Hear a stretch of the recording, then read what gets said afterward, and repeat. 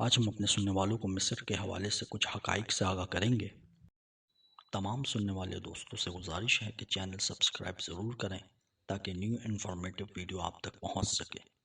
زمین پر قدیم ترین قوم کے طور پر مصر نے دریائے نیل سے آگے کی دنیا پر ایک لازوال نشان چھوڑا ہے۔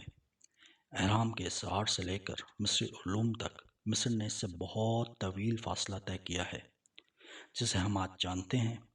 مصر کے حقائق پر گہری نظر ڈالیں تو ہمیں بہت سے حقائق کا پتہ چلتا ہے۔ مصر زمین پر خوش ترین مقامات میں سے ایک ہے۔ اس کے زیادہ تر صحرا پر غور کرتے ہوئے یہ مصر کے بارے میں حیرت انگیز حقائق میں سے ایک ہے۔ مصر میں ہر سال صرف 1 انچ بارش ہوتی ہے، جس کی وجہ سے پانی کے لیے دریائے نیل پر بہت زیادہ انحصار ہوتا ہے۔ مصری اہرام پہلی چیزوں میں سے ایک جو آپ مصر کے ساتھ منسلک کریں گے وہ اس کے اہرام ہیں۔ اصل میں قدیم مصریوں نے انہیں مصری شاہی خاندان کے لیے آخری آرام گاہ کے طور پر بنایا تھا۔ اہرام مصر اپنے سائز، اپنی تعمیر اور اپنے مقصد کے اسرار کی وجہ سے حیرت کا اظہار کرتے ہیں۔ لوگ قدیم زمانے سے اہرام کا دورہ کر رہے ہیں، اور یہ حیرت کی بات نہیں ہے کہ گیزا کے عظیم اہرام کو دنیا کے 7 عجائبات میں سے ایک سمجھا جاتا تھا۔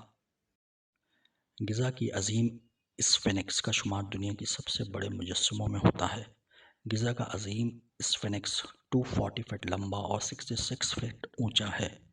مجسموں میں ایک شیر کا جسم اور ایک انسانی سر کو شاہی لباس سے مزین کیا گیا ہے۔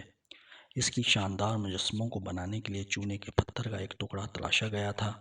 پگمنٹ کی باقیات پر کچھ بچا ہوا ہے، جس سے پتہ چلتا ہے کہ اسفنکس کو پینٹ کیا گیا تھا۔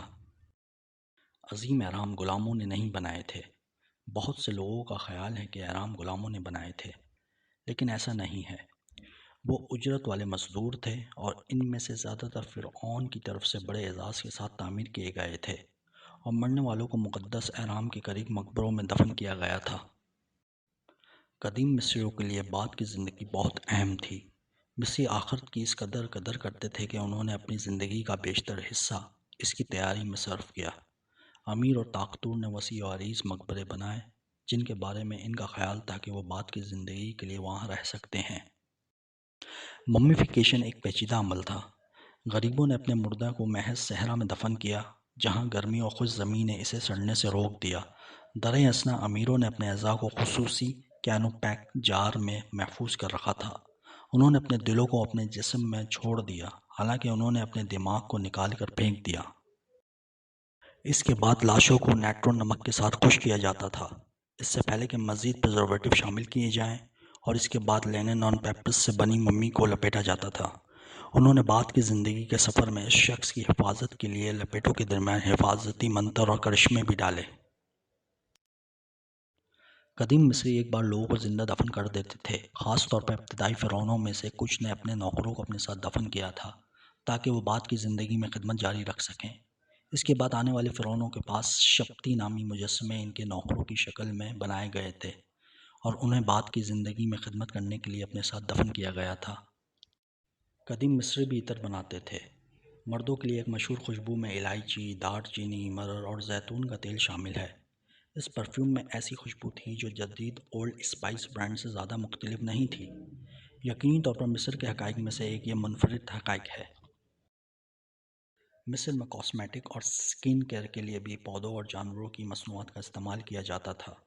قدیم مصری اپنے ناخنوں کو رنگنے کے لیے اسی نام کے درخت سے بنی مہندی کا استعمال کرتے تھے۔ لوشن کے لیے انہوں نے جانوروں کی چربی سے بنی کریم کا استعمال کیا، تاکہ صحرا کی خشک ہوا میں اپنی جلد کو نم رکھا جا سکے۔ جدید کیلنڈر قدیم مصری کیلنڈر سے آیا ہے۔ 365 دن کا شمسی کیلنڈر جو ہم آج استعمال کرتے ہیں، بنیادی طور پر وہی ہے جو قدیم مصری استعمال کرتے تھے۔ فرق صرف سال کے دنوں اور مہینوں کے نام کا ہے۔ اصل میں مصریوں نے کیلنڈر بنایا تاکہ نیل کے سالانہ سیلاب کی پیشن گوئی کی جا سکے۔ قدیم مصر میں لوگ پتھر کے تکیے استعمال کرتے تھے۔ اس وقت قدیم مصری اپنی نیند میں لکڑی یا پتھر سے بنے بیٹریز استعمال کرتے تھے۔